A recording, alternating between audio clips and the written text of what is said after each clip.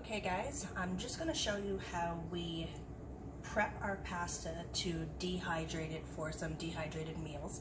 I do have my water coming in at a soft boil, and what I like to do is give it a little bit of salt just to flavor the water, and typically I'll add a little bit of oil to the water so that all my pasta doesn't stick together. However, in this case, I'm not going to put any oil in it because oil contains fat, and fat is really hard to dehydrate. It actually doesn't dehydrate well at all. So I have a few different pastas, but I'm going to start with a rotini here. And you're just going to cook it to instructions, and you're going to bring it just to about an al dente, so you don't want it overcooked. You want to just get it to the point where it's soft, but just a touch of firmness to it.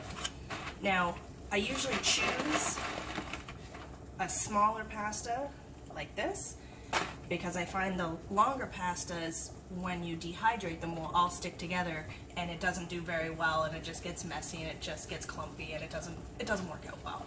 So we're just going to follow instructions and bring this to a boil.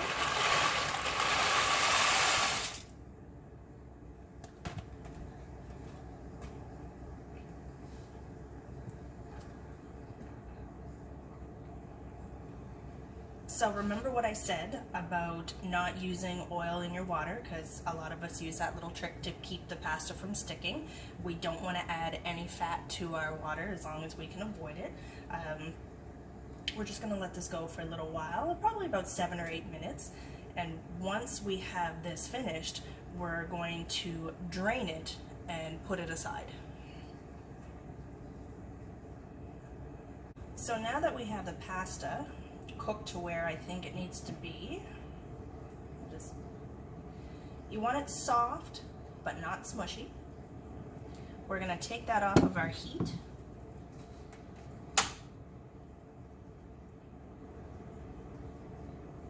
And we're going to move it over to the colander, and we're going to drain this out. So I just have my colander in the sink, and I'm going to move my pasta and let it drain.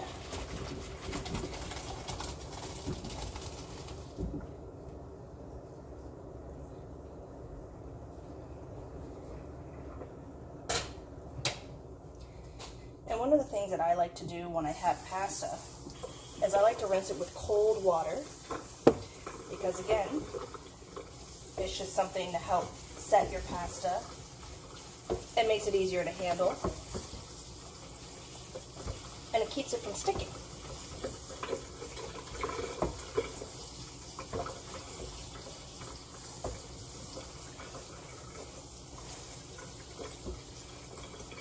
So just our pasta, rinsing under cold water,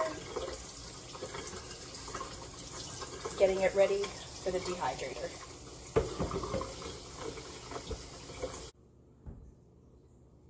Okay, so I'm just going to get my dehydrator ready for my pasta. I've been letting it cool for a little while now, and I'm going to show you something that I picked up at Bass Pro. So these are available at Bass Pro Halifax location here. It's an accessory that is a mesh drying screen, and I'll show you what they look like because they're fantastic for doing smaller items. Because if you notice, some dehydrators tend to have really big holes in them, which is fine for a lot of things, but for what we're going to do, we need something that's not going to fall through the cracks. So, these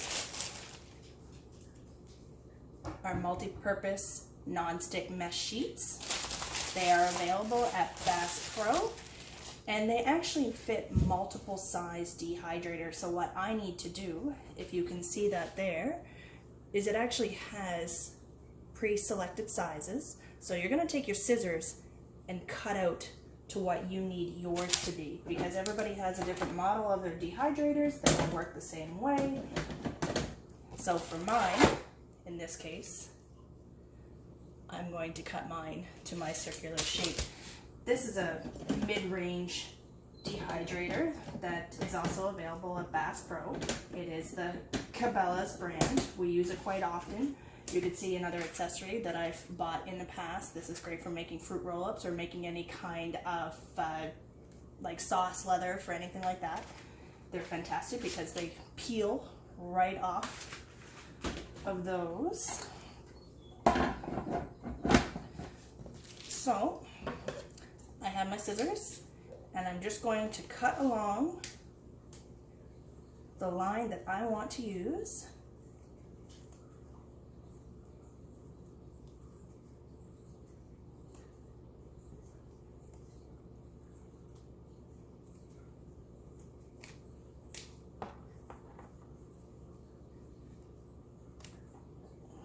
Take your time with these. They're pretty easy cutting. They're not that difficult to cut. Reminds me of the mesh we used to play with as kids when we were doing sewing. Anybody remember that stuff? You use a thread and needle. Now, let's see if I can get in here, okay? I just have to poke a hole there. I've got the inside shape that I need.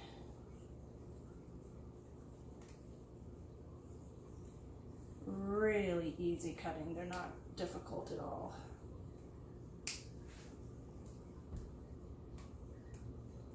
It's like an arts and crafts project, but with a tastier outcome. So, just so that you can see, my inserts will fit right in just like that. I'm going to go ahead and do the rest of these here because I'm going to need multiple ones and we'll come back to you. Now that I have all of my sheets cut to the shape of my dehydrator trays and washed and ready to go, we're going to get our pasta into our dehydrator. So you want to make sure that you have lots of space in between. We're just going to lay it out. Actually, I'm going to cheat and use my hands because it's a bit easier that way. You want to make sure that you get lots of airflow in between everything.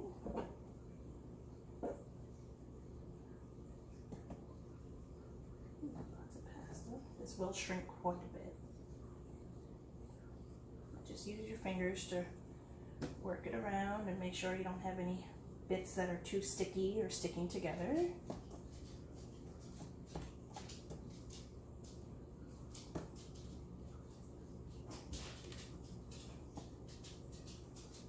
Lots of pasta, so I'm going to make sure that I really spread it out here.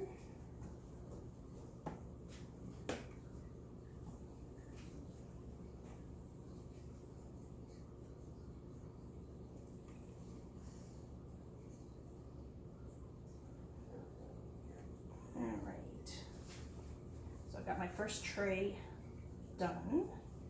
I'll just give you a quick what that looks like is we're just doing it like that. Piece in there. And we are going to start layering. Get our other pieces in. Keep going. Get more of my rotini in.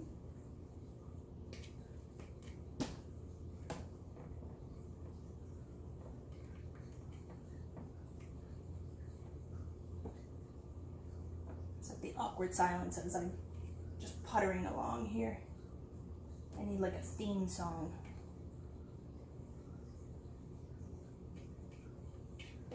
Make sure that none of it's sticking, not piled on top of each other, that it's all laying flat. Want to make sure good airflow.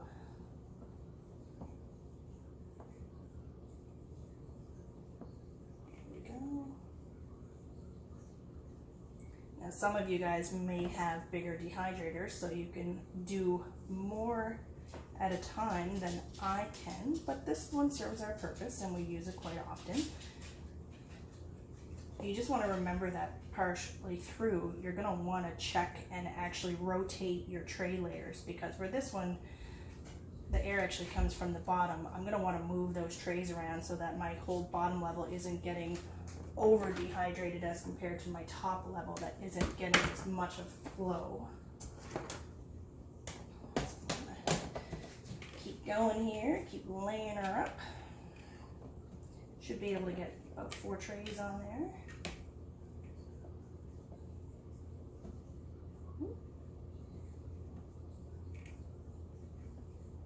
We love using our dehydrator for fruit roll-up. That's probably the biggest one. Oh, and jerky.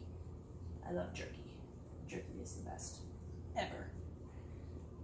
Okay, I'll spread that out. And last one. I may actually go back and even those out a little bit more because I might have had more on the bottom than on the top. So I'll make sure that they're all even before I turn this on here.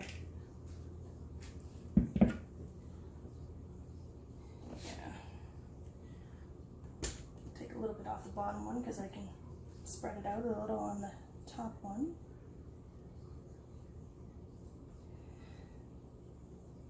So the pasta is great for rehydrating.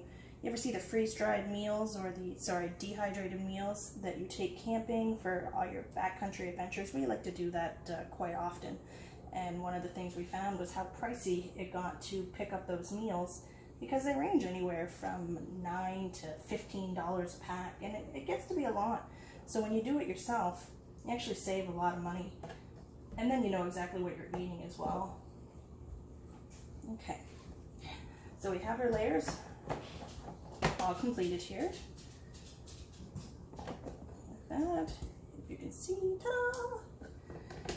And we're going to put our lid on.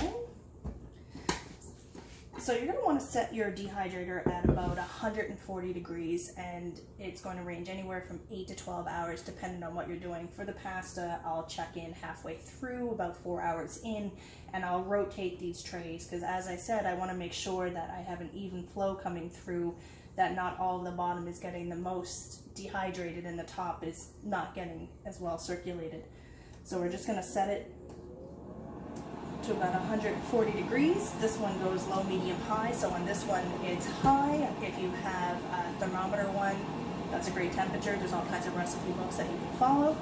And we're just going to leave that there and check back on it in a few hours. Okay. So I'm just checking on this after about 5 hours actually. And I'm just going to rotate trays, but you can see how it's starting to already get a little bit harder, and it's really starting to get nice and dehydrated.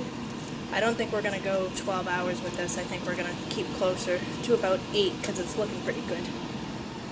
So we've had our dehydrator on for about 8 hours now, and I just took it and unplugged it here and turned it off. So we are ready to remove our dehydrated pasta. So you can kind of get a sense, if you can see it here, exactly how it turned out. It's nice and dry and pretty crunchy feeling. So we're gonna remove all of this. I'm making a mess that you can't see me do because I missed the bowl. But what I'll do with this is I will set it aside and I'll put it in a Ziploc bag because I'm going to add the other components of the dehydrated meal to it, because I am going to eventually make a goulash out of this. And if you check out one of my other videos, I will show you exactly how we're going to do our dehydrated hamburger. So just so you guys see, that's how it turns out. Whoops, the dog will get that for me. And that's how we make our dehydrated pasta.